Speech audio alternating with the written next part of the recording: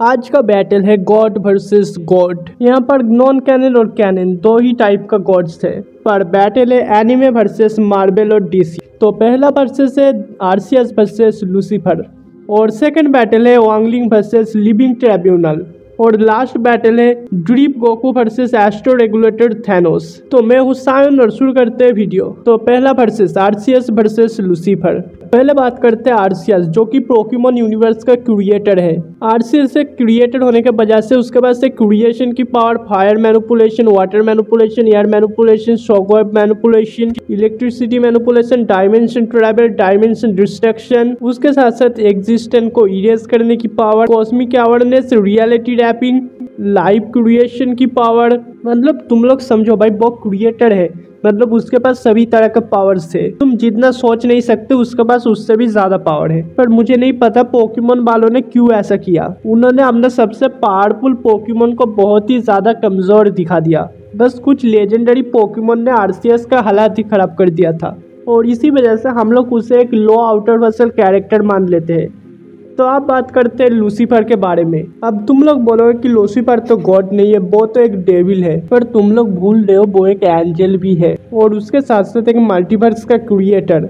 और वहाँ पर वो एक क्रिएटर गॉड जैसा ही हुआ और वहाँ पर लूसीफर ही गॉड है और वही लॉ बनाता है। और अगर बात किया जाए लूसीफर का, तो वो बहुत ही ज्यादा पावरफुल कैरेक्टर है क्योंकि वो द प्रेजेंस का नीचे ही आता है। लूसीफर एक रियल आउटर वर्सल कैरेक्टर है जिसके पास इमोर्टलिटी है। वो pure reality warper, law manipulator, time manipulator, matter manipulation, void manipulation की पावर रखता है। सच कहूँ तो वो द प्रेजेंस के नीचे आने की वजह से उसके पास एंडलेस स्टेमिना है। वो अगर उड़ता है तो लाइट से भी ज्यादा स्पीड से वो उड़ सकता है क्योंकि उसका पंख ही उस तरह का है। और एक बार उसने बोला था कि क्रिएशन अगर गॉड की जगह मैं करता तो और भी अच्छी तरह से कर सकता, और इसे ही शायद जस्टिफाई करने के लिए एक पूरा मल्टीवर्स उसने बना दिया। तो बात करते हैं आज का फाइट का विनर कौन बनेगा।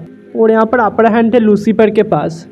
अगर कॉस्मोलॉजी के हिसाब से देखा जाए तो लूसीफर का पावर बहुत ही ज़्यादा है आरसीएस से। जहाँ पर आरसीएस को कुछ ऐसे ही पोकेमॉन हरा रहे थे, वहाँ पर लूसीफर को अगर डैमेज भी देना है तो डिवाइन वेपन का यूज़ करना पड़ेगा। तो अब बात करते हैं सेकंड बैटल वांग वर्सेस लिविंग ट्रिब्यूनल। तो पहले हम लोग बात करते हैं वांग के बारे में। वैसे तो मैं परफेक्टली क्लियर नहीं हूँ, पर कुछ फैन के मुंह से मैं सुना था कि लाइट नोबल के अंदर वांगलिंग सोना बंद कर दिया था क्योंकि उसे फिक्र था कि पूरा मल्टीवर्स को वो सोते सोते ना तबाह कर दे, सिस्टम पार देंगे। और एक बार उसका सिस्टर बोर हो रहा था तो उसने पूरा एक यूनिवर्स को क्रिएट किया और उसे तबाह कर दिया। ये तो मैं क्लियरली नहीं बता सकता कि ये सच है या नहीं क्योंकि इसका जो कॉमिक है या लाइट नोवेल दोनों ही इंडिया में बैन हो चुके हैं। इस कॉमिक को, लाइट नोवेल को शायद लोग थर्ड पार्टी ऐप से देख रहे थे और चाइनीज ऐप से, इस वजह से इसको इंडिया के अंदर बैन कर दिया। पर हाँ, मैं जहाँ तक लाइट नोवेल को पढ़ा था मैं तो ये समझ गया था कि वो एक बाउंडलेस कैरेक्टर है। यहाँ पर मैं बाउंडलेस बोल रहा हूँ, इसका मतलब ये नहीं पूरी तरह से ओमनीपोटेंट, इसका मतलब ना ही ओमनीपोटेंट पर सबसे हायर लेवल का। वैसे उसका कॉस्मोलॉजी के हिसाब से आप उसे बेस बाउंडलेस कह सकते हो, पर सामने है लिविंग ट्रिब्यूनल तो मैं उसे बाउंडलेस कैरेक्टर नहीं बोलूँगा। और उसका बजाय उसका फीड, वो लाइट नोवेल का अंदर बहुत कुछ उखाड़ा है, पर हम लोग उसे यहाँ पर आउटर वर्सल कैरेक्टर बुलाएंगे जो किसी का भी फेट को लिख सकता है, उसे मिटा भी सकता है और उसे पूछने वाला भी उस दुनिया में कोई नहीं है। पर लिविंग ट्रिब्यूनल को पूछने वाला बहुत लोग हैं। तो आप बात करते हैं लिविंग ट्रिब्यूनल के बारे में। वो मार्वल का सुप्रीम जज है और वानेबेबल के बाद वही सबसे पावरफुल बीइंग है। मतलब मार्वल के अंदर इसमें बियॉन्डर्स को काउंट मत करो क्योंकि बियॉन्डर्स बियॉन्ड रेलम से आया है। लिविंग ट्रिब्यूनल पूरे मार्वल के बीच में एक ही सिंगल बीइंग है। उस तरह का सिंगल बीइंग नहीं है जिस तरह का तुम समझ रहे हो। उस तरह से देखोगे तो स्पाइडरमैन सिंगल बीइंग है, पर अगर तुम मार्वल का अंदर किसी भी बीइंग को उठा लो तो वो लिटरली बहुत सारा हो सकता है क्योंकि वो मल्टीवर्स के अंदर ही रहता है। जैसे डेथ, ओब्लिवियन, इटर्निटी, इन्फिनिटी, उसने एक बार बियॉन्डर्स तक को बैन कर दिया था यूनिवर्स में आने के लिए। एक बार लिविंग ट्रिब्यूनल ने इन्फिनिटी स्टोन को भी बैन कर दिया था, जिस तरह से तुम्हारा एक्स तुम्हें बैन कर चुका है जिंदगी से क्योंकि वो बहुत ही गलत तरीके से इस्तेमाल हो रहा था। मैं तो इन्फिनिटी स्टोन के बारे में बात कर रहा हूँ। मार्वल का अंदर लिविंग ट्रिब्यूनल एक ओमनीसिएंट और ओमनी प्रेजेंट बीइंग है, पर ओमनीपोटेंट नहीं। ओमनीपोटेंट तो हमारे देश का नागिन है जो कुछ भी कर सकता है। उसका जो सारे पावर्स है वो इमेजरेबल है और दुनिया भर में में जितने पावर हो सकते हैं उसके पास सभी पावर से।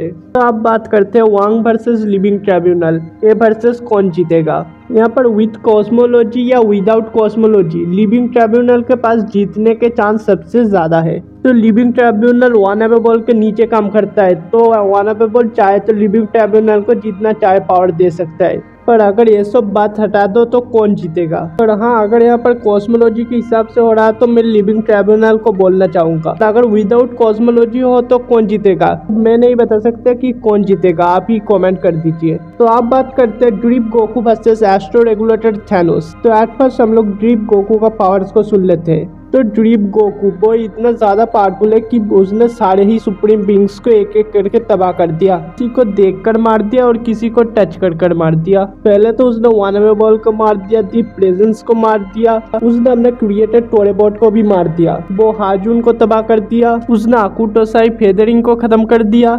और जब द क्रिएटर के पास पहुंच जाता है तो द क्रिएटर बोलता है कि मैं आपका बहुत ही बड़ा फैन हूँ। मतलब जितने भी सुप्रीम बींग्स थे सबकी हालत खराब कर दी इस कैरेक्टर ने।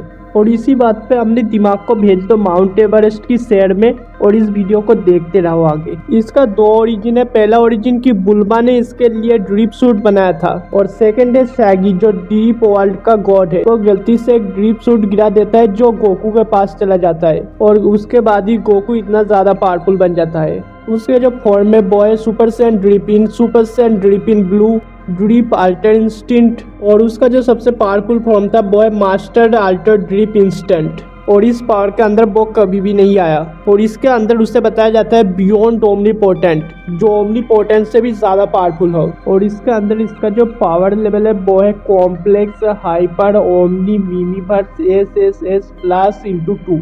कुछ समझ में नहीं आया ना? हाँ, ऐसा ही होता है लोगों के साथ। तो अब बात करते हैं एस्ट्रो रेगुलेटर थैनोस के बारे में। ये थैनोस का ऐसा वर्जन है जिसने मार्वल यूनिवर्स का सभी बींग को पावर को एब्जॉर्ब कर लिया था।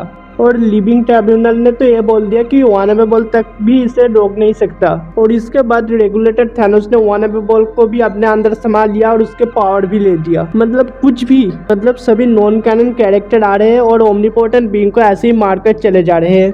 जो एस्ट्रो रेगुलेटर थैनोस है वो एक ओमनीपोटेंट बींग है, मतलब नॉन कैनन के अंदर वो एक इमॉर्टल कैरेक्टर भी है और वो जिस बंदे के साथ फाइट करता है उसको भी खा लेता है और उसका पावर को भी खा लेता है। ये बंदा मार्वल के अंदर बहुत सारा नॉन कैनन बींग भी है पर उसमें से ये सबसे ज्यादा पावरफुल हो सकता है और इस बात से तुम ये समझ सकते हो कि ये कितना ज्यादा पावरफुल आता है। तो आप बात करते हैं इनमें से जीतेगा कौन। एस्ट्रो रेगुलेटर थैनोस जिसने वानएबल का पावर तक को भी ले लिया था और ड्रीप गोकू जिसने 1% 0.1% पावर के साथ ओमनीपोटेंट बींग को सभी को मार दिया।